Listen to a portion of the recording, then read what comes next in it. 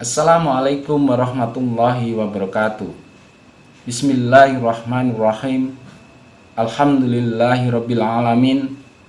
Wassalatu wassalamu ala asrofil anbiya'i wal mursalin Sayyidina Muhammadin wa ala alihi washabihi ajmain. Amma ba'du.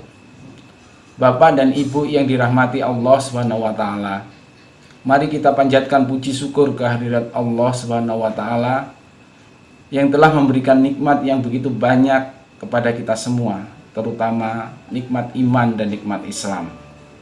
Salawat serta salam mari kita sampaikan kepada junjungan kita Nabi Muhammad SAW, keluarganya, sahabatnya, serta kepada kita semua. Mudah-mudahan kita mendapat syafaat di yaumul akhir nanti. Bapak dan Ibu yang dirahmati Allah SWT, dalam kultum kali ini saya akan menyampaikan sebuah tema, isu aktual pengelolaan zakat, infak, sedekah, serta sisi manfaat dalam pengembangan umat. Dalam Al-Quran surah Al-Baqarah ayat 43 dinyatakan yang artinya, dirikanlah sholat, tunaikanlah zakat, dan rukuklah bersama dengan orang-orang yang rukuk. Dalam ayat Al-Quran ini merupakan salah satu bukti betapa utamanya kewajiban berzakat bagi seorang muslim, sama dengan kewajiban melaksanakan sholat dan puasa di bulan Ramadan. Selain firman Allah dalam hadis Rasulullah SAW, dalam hadis riwayat Bukhari Muslim yang artinya, Islam dibangun di atas 5 hal. Kesaksian sesungguhnya tiada Tuhan selain Allah, dan sesungguhnya Muhammad utusan Allah, melaksanakan sholat, membayar zakat, haji, dan puasa di bulan Ramadan. Zakat merupakan ibadah yang tidak hanya membawa kebaikan untuk diri sendiri, tapi juga pada orang lain. Bisa dibilang zakat adalah satu-satunya amalan yang mampu memberikan dampak sosial yang sangat luas dan langsung pada kita semua. Lantas apa manfaat menunaikan zakat bagi diri sendiri dan lingkungan kita di sekitar kita? Dan bagaimana kita mengelola zakat, infak, dan sedekah yang telah diterima dari para mujahid? Ada 6 manfaat zakat, infak, dan sedekah, yaitu yang pertama, zakat, infak, dan sedekah membersihkan harta dan jiwa. Dalam harta yang kita miliki ada hak orang lain, maka sudah selayaknya kita sebagai umat muslim menyisihkan sebagian harta untuk diberikan kepada mereka yang membutuhkan. Berzakat akan membersihkan dan mensucikan harta dan jiwa kita. Usai menunaikan zakat, tentunya hati kita akan menjadi lebih tenang dan tentram. Hal ini sesuai dengan firman Allah dalam surat At-Taubah ayat 103 yang artinya, ambillah zakat dari sebagian harta mereka. Dengan zakat tersebut engkau membersihkan dan mensucikan mereka. Yang kedua, zakat sarana pengendalian diri. Kecintaan pada harta dan duniawi secara berlebihan akan membuat seseorang menjadi sombong dan kufur nikmat. Zakat bisa dimanfaatkan sebagai sarana pengendalian diri. Dengan membayar zakat akan lebih mampu mengontrol dan membiasakan diri sesederhana mungkin dalam membelanjakan harta, alih-alih menggunakan untuk hal yang konsumtif. Bapak Ibu justru ingat dengan kewajiban berzakat. Kemudian yang ketiga, zakat melatih akhlak mulia. Berzakat merupakan salah satu wujud keimanan seorang muslim kepada Tuhannya, apabila ini akan mengasah kepekaan sosial, menumbuhkan akhlak mulia, serta menghindari sifat kikir, rakus, serta materialistis. Yang keempat, zakat melatih pengelolaan keuangan. Zakat bisa menjadi sarana melatih mengelola finansial.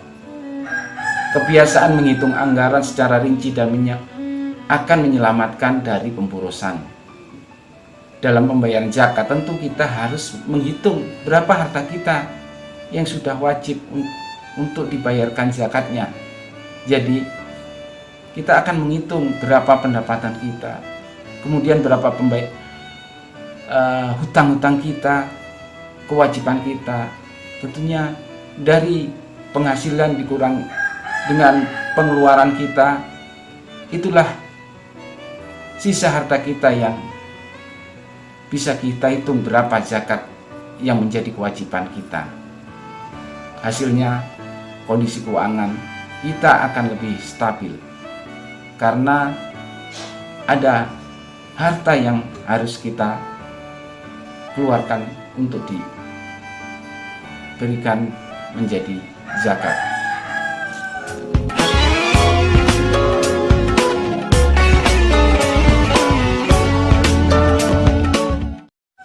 Yang kelima, zakat infak sedekah membantu orang miskin. Membayar zakat merupakan cara langsung untuk membantu orang lain yang kurang mampu secara ekonomi. Hal ini juga akan menumbuhkan sikap tolong-menolong antar sesama. Tidak hanya di kalangan umat muslim saja, tentunya kepada kita, kepada seluruh masyarakat. Yang keenam, zakat infak sedekah sarana mencapai keadilan sosial. Status dan latar belakang ekonomi yang berbeda di masyarakat berpotensi menciptakan kesenjangan sosial yang semakin menjauhkan mereka. Alhasil, masyarakat menjadi terbelah.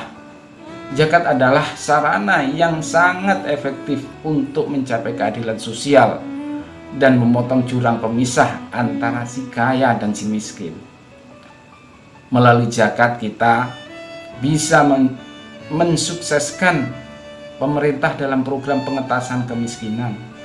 Demikian juga sudah banyak sarana dan prasarana sosial, mulai dari sekolah, rumah sakit, tempat ibadah, dan lain sebagainya yang dibangun dan dikembangkan dari dana zakat, infak, serta sedekah.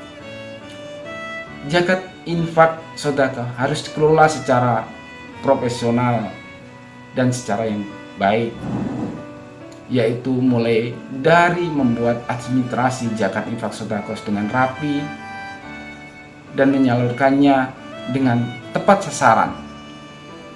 Selain dari 8 asnaf yang telah ditentukan, juga bagaimana zakat, infak, sedekah dapat dilakukan untuk mengembangkan ekonomi umat Islam.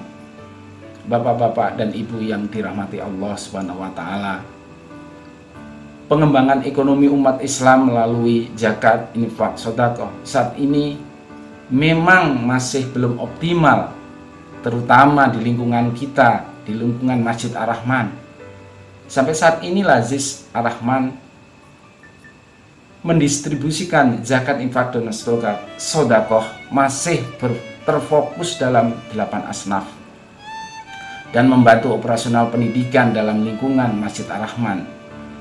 Semoga dalam waktu-waktu mendatang, seiring dengan meningkatnya kesadaran masyarakat dalam membayar zakat, infak, dan sedekah, maka pengembangan ekonomi umat dapat dilakukan.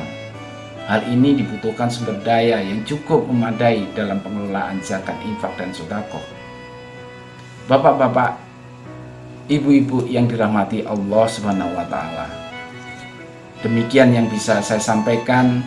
Semoga bermanfaat bagi bapak-bapak dan ibu-ibu sekalian. Saya mohon maaf jika terdapat penyampaian ini yang kurang berkenan. Wabillahi taufik wal hidayah. Wassalamualaikum warahmatullahi wabarakatuh.